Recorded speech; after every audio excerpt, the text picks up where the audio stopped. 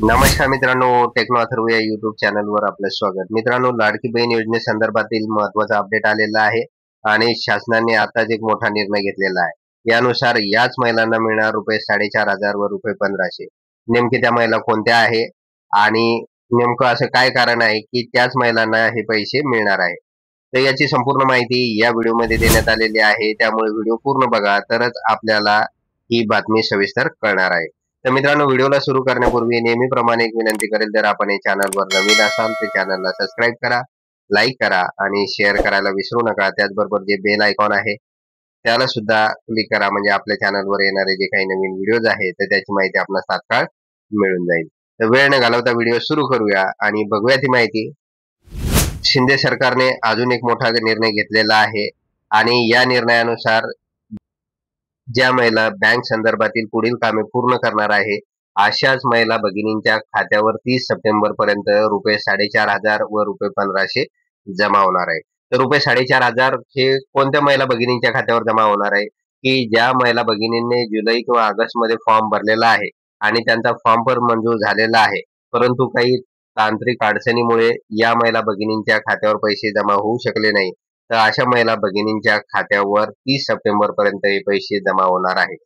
तत्पूर्वी या महिला भगिनींनी पुढे जे काही सांगितलेले काम आहे ते करणं गरजेचं आहे, तरच त्यांच्या खात्यावर हे पैसे जमा होणार आहे. त्यानंतर रुपये 1,500 हे कोणत्या महिला भगिनींच्या खात्यावर जमा होणार आहे की ज्या महिला भगिनींनी 1 सप्टेंबर नंतर फॉर्म भरलेला आहे, त्यानंतर त्यांचा फॉर्म मंजूर झालेला आहे, तर त्याच महिला भगिनींना 1,500 रुपये मिळणार आहे. परंतु हे 1,500 रुपये मिळत असताना पुढील कामे करणे अतिशय गरजेचं आहे, तरच त्यांच्या खात्यावर पैसे जमा होणार आहे.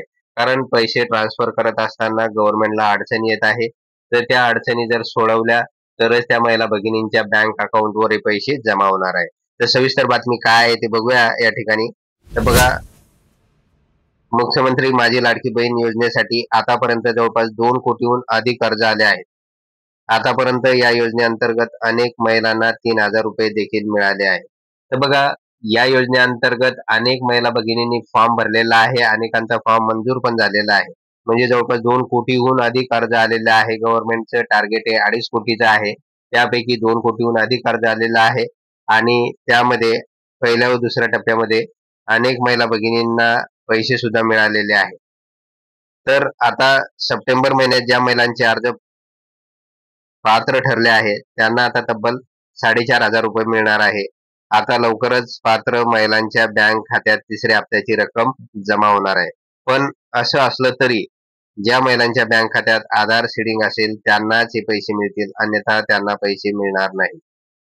लाडक्या बहिणींनो, आता लगेच 30 सप्टेंबर पर्यंत ज्या महिलांचे फॉर्म मंजूर झालेले आहे तर त्यांच्या खात्यावर हे पैसे जमा होणार आहेत. तत्पूर्वी त्यासाठी एक काम करणे गरजेचं आहे की ज्या महिलांच्या बँक खात्यात आधार सीडिंग असेल, म्हणजे ज्या महिलांचं बँक अकाउंट हे आधार नंबर सोबत लिंक असेल, अशाच महिला भगिनींच्या खात्यावर पैसे जमा होणार आहे. आणि ज्यांचं आधार नंबर हा बँक अकाउंटला लिंक नसेल त्यांच्या खात्यावर पैसे जमा होणार नाही.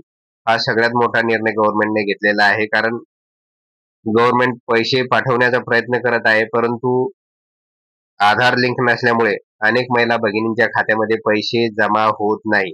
त्यामुळे बँक अकाउंटला आधार नंबर लिंक करणे अतिशय गरजेचं आहे, तरच या योजनेचा फायदा संबंधित महिला भगिनींना मिळू शकणार आहे. त्यामुळे अजूनपर्यंत जर आपण आपल्या बँक खात्याला आधार नंबर लिंक केलेला नसेल तर तो आधार नंबर लिंक करून घ्या.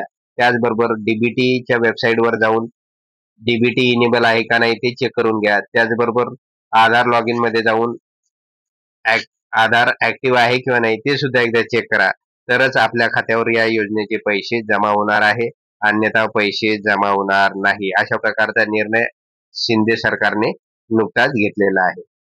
तर मित्रांनो, एवढंच होतं या व्हिडिओमध्ये. जर आपणास हा व्हिडिओ आवडला असेल तर चॅनलला सबस्क्राईब करा, लाईक करा आणि शेअर करायला विसरू नका. धन्यवाद.